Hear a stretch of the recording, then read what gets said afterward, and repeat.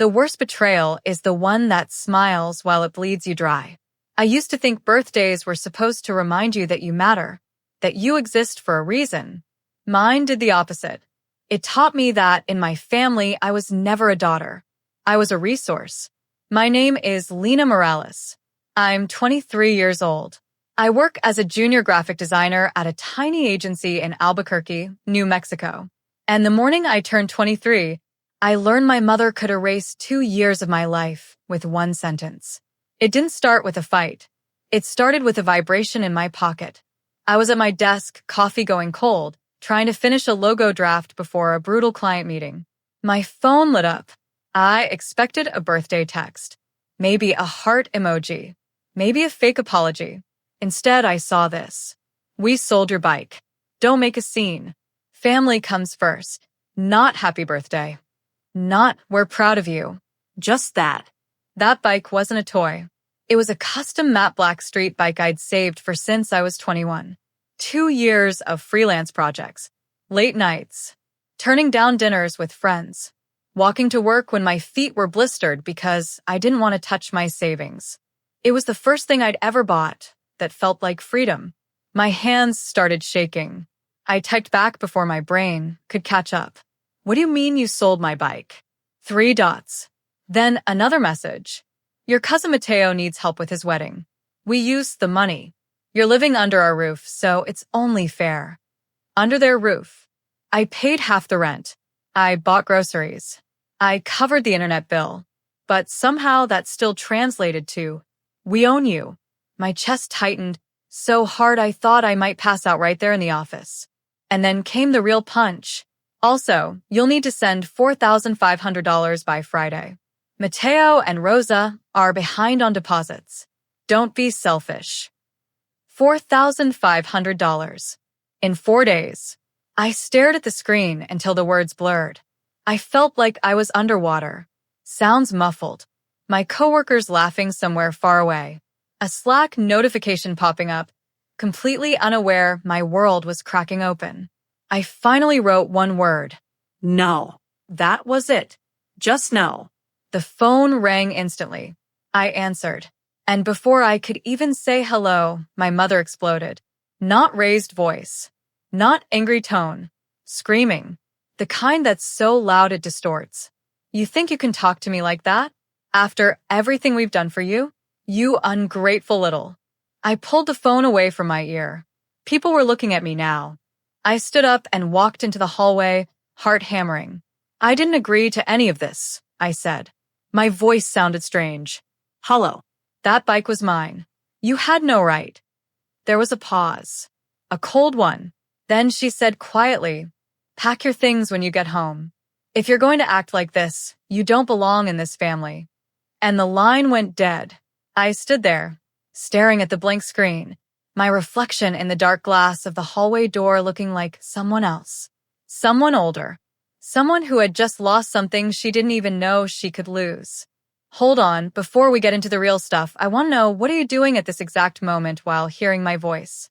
I love seeing your answers down below in the comments. I finished my shift in a blur. Every email I sent was wrong. Every design felt meaningless. All I could think about was that empty space in the garage where my bike used to sit. The chain lock I'd bought with my first bonus. The helmet I'd picked because it matched my jacket. When I finally got home, the garage door was open. And the space was empty. No bike. No stand. No tire marks. Just a faint oil stain on the concrete, like a ghost of something that mattered. I went inside. My room looked untouched, but the house felt different. Like I was already a stranger there. I didn't see my mom. Or my stepdad. Just silence. Thick. Intentional. That night, I didn't cry. I sat on my bed and opened my banking app. My savings balance glared back at me. Not enough to replace the bike. Not enough to pay their ridiculous demand. Not enough to start over. But it was enough for something else.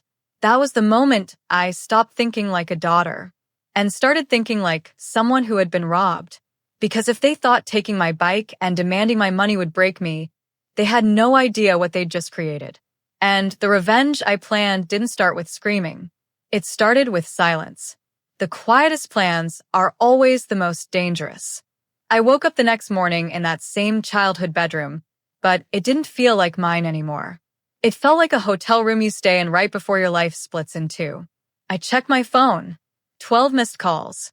7 from my mom. 3 from my stepdad. 2 from my aunt Mateo's mother. No apologies. Just pressure. Before I even brushed my teeth, I opened my email. There it was. A forwarded receipt. My mother had sold my bike to a private buyer for $6,800. $6,800. I knew because the idiot had left her PayPal notification in the chain when she forwarded something else entirely. My hands went cold. They didn't just sell it. They sold it for more than I'd paid. And now they were demanding I give them another $4,500 on top of that. That's when I realized something important. They weren't desperate. They were greedy. I went to the kitchen. My stepdad was sitting at the table reading the news like nothing had happened. He didn't look up. "You have until Friday," he said casually, like he was reminding me to take the trash out. "I want my bike money back," I replied. He finally looked at me. His eyes were flat, empty. "Family doesn't keep score," he said. I laughed. Not because it was funny, because it was either that or throw the coffee mug at the wall. "Then why do you have my bike's sale receipt in your inbox?" I asked. The color drained from his face. He stood up slowly. "You went through our email?" "No," I said. "You sent it to me by accident." The silence stretched. My mom appeared in the doorway, already defensive, arms crossed. "That money is gone," she said. "We spent it." "On what?" I asked. She hesitated. A fraction of a second too long. "On Mateo," she finally said. I nodded slowly. "So, why are you still demanding $4,500? Her eyes hardened. "Because that's what families do. We help each other. You're young. You'll earn it back." I looked at both of them. The people who raised me. The people who taught me how to ride a bike in the first place. And suddenly I saw it clearly. They didn't think they were hurting me. They thought they were entitled to me. That afternoon, I didn't go straight to work. I went to the public library instead. I opened a private browser window and started digging. Not emotionally. Logically. If they were willing to steal from me, I needed to know what else they were hiding. It didn't take long. My stepdad ran a small consulting business. Mostly cash jobs. I always thought he was just bad with paperwork. Turns out he wasn't bad at it. He was avoiding it. I found 3 court records under his name. 2 unresolved tax disputes. 1 civil judgment from a supplier he never paid. All from the past 4 years. All quietly sitting there, unnoticed. Then I checked my mom. Her name popped up in a property database. Not for a house, but for a storage unit across town. One she'd been renting for over a year. Paid monthly. In cash. What was she hiding? That night, I pretended nothing was wrong. Ate dinner with them. Nodded at their passive-aggressive comments. Let them believe I was cornered. Inside, I was building a map. Thursday morning, my aunt called. Mateo's mother. Her voice was sweet. Fake sympathetic. "We heard you're being difficult," she said. "You don't want to ruin your cousin's big day, do you?" I swallowed. "What exactly did my mom tell you?" A pause. "She said you promised to help. That you're just having cold feet." I smiled into the phone. That was all I needed, because lying about me to the rest of the family wasn't just betrayal. It was leverage. By Friday, they expected me to transfer the money. They had already planned what they would do with it. Deposits. Gifts. Their big family moment built on my silence. But they didn't realize something. I wasn't silent anymore. I spent that entire night drafting emails. Not angry ones. Polite ones. Curious ones. To their accountant. To a local tax office. To the storage facility, pretending to be my mom asking for billing statements. And when I finally went to sleep, I wasn't scared. I was calm. Because by the time they realized I wasn't their ATM anymore, it would already be too late to stop what I had set in motion. Revenge doesn't always knock. Sometimes it walks in with paperwork. Friday morning arrived like a held breath. The kind that hurts your chest if you wait too long to release it. My parents were already awake, moving around the house with that smug, brittle energy people have when they believe the outcome is guaranteed. At 9:02 a.m., my mom stood in the doorway of my room.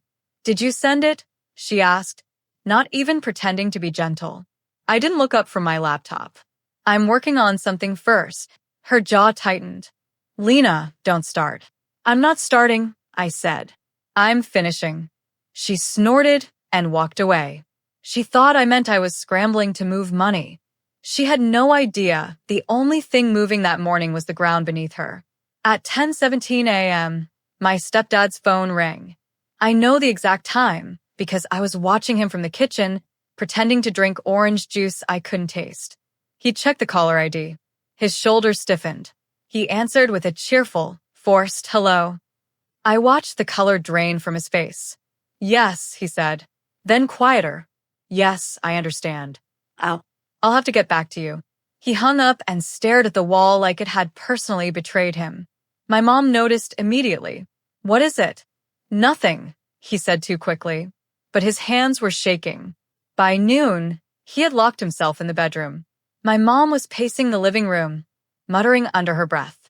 I stayed invisible, because invisibility is power when people don't know you're holding the knife. At 1:43 p.m., my mom's phone rang. This time, I didn't even pretend not to listen. "Yes," she said sharply. I couldn't hear the voice on the other end, but I watched her face go from irritation to confusion to something dangerously close to fear. "What storage unit?" she snapped. Pause. "I've had that for years," she said. "Why would that matter now?" Longer pause. "That's private information." Her voice cracked on the last word. She hung up and turned slowly toward me, like I had just appeared out of thin air. "What did you do?" she asked. I closed my laptop calmly. I asked questions. She stormed across the room. "You went behind our backs." "No," I replied. "You went behind mine when you sold my bike." My stepdad emerged from the bedroom, pale, eyes darting. "Lena," he said carefully, "we need to talk." I stood up. For the first time in days, I didn't feel small in that house. "You told the family I promised to pay for Mateo's wedding," I said to my mom. "You told them I was being difficult. But you forgot one thing." "What?" she hissed. "I don't lie for people who steal from me." At that moment, my aunt's name lit up on my phone. I put it on speaker. "Why did you tell me you were covering the deposit?" My aunt demanded the second I answered. "Mateo is freaking out. The venue just called him about missing paperwork." I met my mom's eyes. "Because I never said that. Ask her where the bike money went." Silence. Then my aunt spoke again, slower this time. "What bike money?" My mom lunged for my phone. I stepped back. "She sold my bike without permission." I continued. "For $6,800. Then she told all of you I agreed to help pay for the wedding and demanded I send another $4,500. My aunt inhaled sharply. "You sold her bike?" My mom screamed. "It was family property." "No," my aunt said. "It wasn't." The call disconnected. For a moment, nobody moved. Then my stepdad's phone rang again. He didn't answer it, because he already knew what it was. A tax compliance officer. A follow-up on unresolved filings. A polite notice that escalates into audits if you ignore it. The kind of call you don't want when your finances are built on sand. "You're trying to destroy us," my mom whispered. I laughed. "No. I'm letting you experience what you did to me. You took something I built without permission.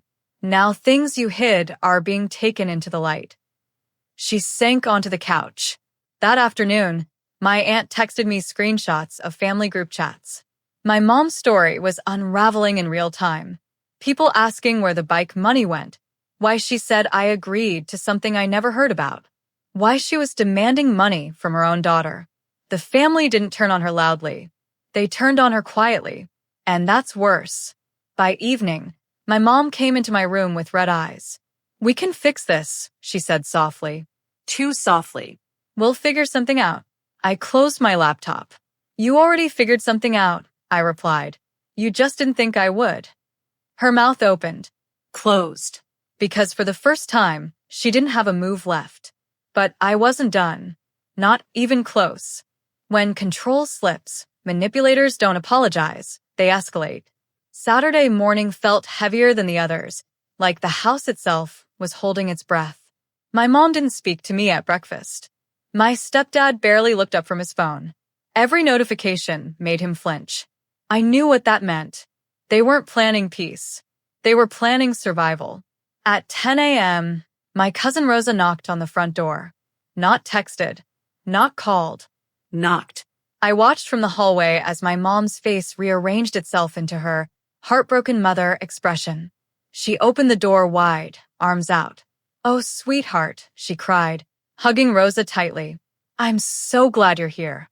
Rosa stepped inside, eyes darting. "Lena, we need to talk." I followed them into the living room. My stepdad hovered near the window, pretending to check the weather. "We're in trouble," Rosa began. "The venue needs proof of payment by Monday. Your mom said you were transferring everything. But now nobody knows what's happening." My mom clasped her hands dramatically. "I don't want to stress you on your wedding weekend. I was trying to protect you." I cut in. "By selling my bike?" Rosa turned to my mom. "You sold her bike?" My mom's face tightened. It was an old bike. She didn't even ride it anymore. "That's a lie," I said. "I rode it to work 3 times last week." My stepdad cleared his throat. "Let's not fight in front of family." "Family is exactly why we're fighting," I replied. Rosa rubbed her temples. "So, what happens now?" I met her eyes. "Now the truth happens. I never agreed to pay for your wedding. I didn't even know about the deposit until yesterday." She stared at my mom. "Is that true?" Silence. That was the moment Rosa stopped looking confused and started looking betrayed. "You used me," she said quietly. "You told me Lena was excited to help, that she insisted." My mom stood up abruptly. "I did what I had to do to keep this family together." "No," Rosa replied. "You did what you had to do to avoid consequences." The word hung in the air like a dropped glass. That afternoon, my aunt called again. This time, she didn't sound gentle. "Your mother is not to touch another dollar from anyone in this family," she said. "Do you understand me?" I did. My mom did too. But she wasn't ready to lose. That night, while I was out walking to clear my head, she made her move. I came home to find my bedroom door locked. At first, I thought it was a mistake. Then I heard my mom's voice from behind it. "You can sleep on the couch tonight." My stomach dropped. "Open the door." "You've been disrespectful," she said. "Until you apologize, you don't get access to your room." My room. With my laptop. My passport. My documents. Everything I needed to leave. "You can't do this," I said. She laughed. A sharp, ugly sound. "Watch me." I stood there for a long moment, staring at the door like it had personally betrayed me. Then I turned around, walked to the garage, and sat on the cold concrete floor. She thought she'd trapped me. She didn't realize she'd just crossed a line you can't uncross. I opened my phone and called the one person in the family she never controlled. My grandmother. "Abuela," I said, voice shaking despite myself. "I need help." 20 minutes later, my mom's phone rang. I heard her answer from inside the house. "What now?" she snapped. I couldn't hear my grandmother's voice, but I watched my mom's posture crumble through the glass door. Shoulders sagging, hand gripping the counter. "Don't threaten me," my mom whispered. Pause. "You can't do that." Longer pause. Her face went white. She hung up slowly and unlocked my door. My room was exactly how I left it. "You're moving out," she said flatly. I met her stare. "I know." By midnight, I had packed 2 suitcases. My grandmother arrived with my uncle, who loaded my bags into his truck without a word. As I walked out, my mom stood in the doorway. "You think you've won," she said, "but you're nothing without this family." I paused on the porch. "I was nothing with it," I replied, and I left. But revenge isn't just leaving. It's what you build after you're finally free. Freedom is expensive, but betrayal costs more. My grandmother's apartment smelled like cinnamon and old books. It was the first place in weeks where my shoulders finally dropped an inch. She made me tea, didn't ask questions, just sat across from me like she already knew everything. "You don't take from your own child," she said quietly. "That curse follows people." I slept on her couch that night and woke up with a headache and 63 unread messages. Most were from relatives who had finally pieced together what really happened. Not accusations, questions. Careful ones. The kind people ask when they realize they've been lied to. By noon, the family group chat exploded. "Why did you sell Lena's bike? Where is the money? Why are the tax people calling your husband? Why did you lock her out of her room?" My mom didn't answer any of it. Instead, she sent me a private text. "Come home. We can talk." I didn't respond. I went to work instead. My boss pulled me aside after lunch. "You look like you're carrying a house on your back," she said. "I kind of am," I replied. She studied me for a moment, then said, "We're opening a lead designer position next month. If you want it, it's yours." I nearly cried right there between the printer and the coffee machine. Not because of the promotion, but because for the first time, someone was offering me something without taking something else in return. That afternoon, my aunt forwarded me screenshots. The storage unit my mom had been renting, it was full of unopened wedding gifts.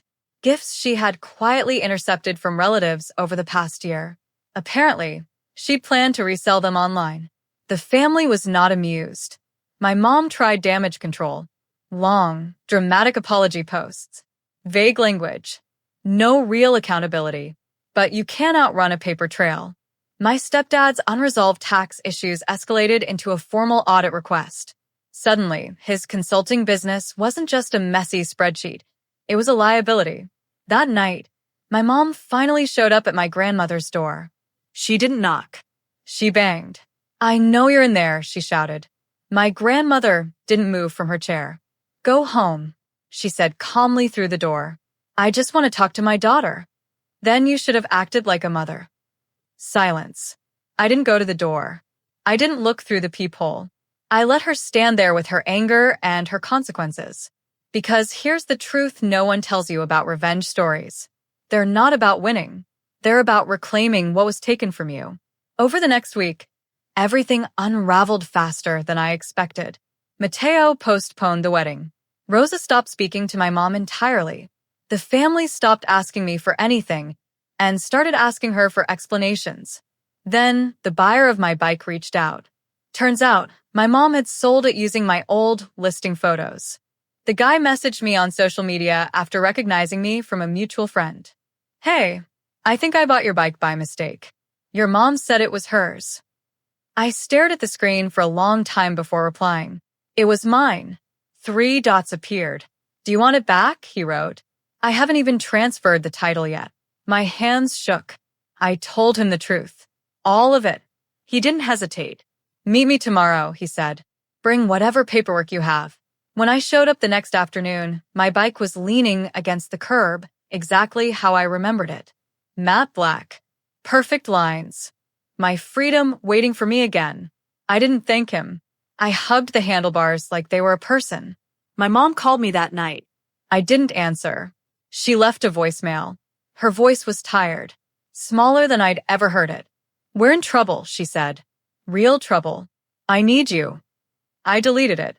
Not out of cruelty. Out of clarity. Because needing me was never the same as loving me. And I finally understood the difference. The moment they lose control, they start rewriting history. By the time Monday rolled around, my name had become radioactive in my parent house. I knew because relatives who used to call me for favors were now calling me for context. They wanted timelines, screenshots, facts. My mom, meanwhile, had gone completely silent in public, which is the loudest thing a manipulator can do. I was riding my bike again. To work. To my grandmother's. Anywhere that felt like proof, I was no longer trapped. At lunch, my phone buzzed with an email from my mom. Subject line: "We need to set the record straight." I almost deleted it. Instead, I opened it. It was a 5-paragraph essay about how I'd been misunderstood, how stress had made her act out of character, how she'd only wanted to keep the family together, and how my actions were now putting everyone at risk. Not a single apology, just a narrative where she was the victim and I was the hurricane. That's when I realized the next stage of revenge wasn't about exposure. It was about refusing to be rewritten. That afternoon, I met with a lawyer at a small community legal clinic. I brought every receipt, every screenshot, every forwarded email. I laid it all out on the table. He didn't interrupt once. When I finished, he said, "Your mother committed fraud." The word landed like a dropped plate. She sold property she did not legally own, he continued. She represented herself as the owner. She misled the buyer, and she attempted to extort you. I stared at him. What does that mean? It means you have leverage. I walked out of that office lighter than I had felt in months. Not because I wanted to sue my own mother, but because for the first time, the system saw what she did as more than a family disagreement. Back at my grandmother's, I drafted a message. Not to my mom, to the family. I didn't accuse. I didn't dramatize. I listed facts, dates, amounts, the sale of the bike, the demand for $4,500, the false statements about me paying for the wedding, the storage unit, the intercepted gifts. I ended with one sentence. I will no longer accept responsibility for decisions I didn't make. Within minutes, replies started pouring in. Not sympathy, support. By evening, my mom called again. This time, I answered. Her voice was brittle. Why are you trying to turn everyone against me? I'm not, I replied. I'm just done protecting lies. You're ruining your stepdad's life, she said. No, I said. He did that. She inhaled sharply. What do you want? There it was. The question she'd never asked before. I want my name back, I said. And I want you to stop using me as collateral. Silence. Then, softer. We're your family. No, I replied. You're people I survived. I hung up. That night, my stepdad was served with preliminary audit paperwork. He texted me from an unknown number. This is your fault. I blocked him. Because here's what nobody tells you when you finally stand up to someone who's been draining you for years. They don't collapse. They scramble. And scrambling people make mistakes. The next mistake came 2 days later. My mom emailed my boss. She wrote that I was unstable, that I had financial issues, that I was not trustworthy with company information. My boss forwarded it to me with a single line. Do you want me to handle this? I closed my eyes and took a breath. No, I replied. I do. I sent my mom a cease and desist template from the legal clinic. Calm. Professional. Clear. Any further attempts to interfere with my employment would be considered harassment. 5 minutes later, my phone rang. I didn't answer. 10 minutes after that, I received a text. You've changed. I typed back. No. I stopped disappearing for you. And that was the moment I knew the old version of me, the one who apologized for being taken from, was gone for good. When people realize they can't control you, they try to punish you for it. By the end of that week, my family had split clean down the middle. On one side were the ones who still believed my mom's version of events, that I was dramatic, unstable, too sensitive. On the other side were the ones who had seen the receipts, heard the inconsistencies, and finally noticed the pattern that had always been there. My grandmother stood with me. Rosa did too. So did a few cousins I barely knew. The ones who had never asked me for money in the first place. My mom tried to regain power the only way she knew how. Public humiliation. She posted on social media long paragraphs about children who abandon their parents, about ingratitude in modern families, about how painful it is to be betrayed by your own blood. She never said my name. She didn't have to. My phone lit up with messages from strangers, distant relatives, old family friends, people who had never once asked how I was doing before. I didn't reply to any of them. Instead, I documented everything, because the next stage of revenge is patience. Saturday morning, my mom showed up at my workplace. I saw her through the glass doors while I was in the conference room reviewing layouts. Her hair was perfect, makeup flawless, the version of herself she saved for audiences. My boss intercepted her before she could even reach the front desk. I watched from behind the frosted glass as my mom gestured wildly, pointing in my direction, clearly saying my name. Then I saw my boss shake her head. Then I saw security approach. My mom's face collapsed in real time. She was escorted out of the building. That afternoon, my lawyer called. They're escalating, he said, which means you're close to resolution. Resolution of what? I asked. Control. That night, my mom left me another voicemail. Her voice had changed. Gone was the rage. Gone was the manipulation. She sounded small. I don't recognize you anymore, she said. You used to be kind. I listened to it twice. Then I archived it. Because kindness isn't compliance. And silence isn't peace. On Sunday, Rosa invited me to coffee. She didn't talk about the wedding, or my mom, or the family. She just said, "You look lighter." I was, because the revenge wasn't loud. It wasn't cinematic. It was structural. My mom had built her world on my quiet obedience. And now that obedience was gone, her world was collapsing under its own weight. That evening, I received an email from the storage facility. My mom had tried to cancel the unit. She couldn't, not without explaining where the contents came from. By Monday, 3 family members had asked me directly if they should file reports about missing wedding gifts. I didn't tell them what to do.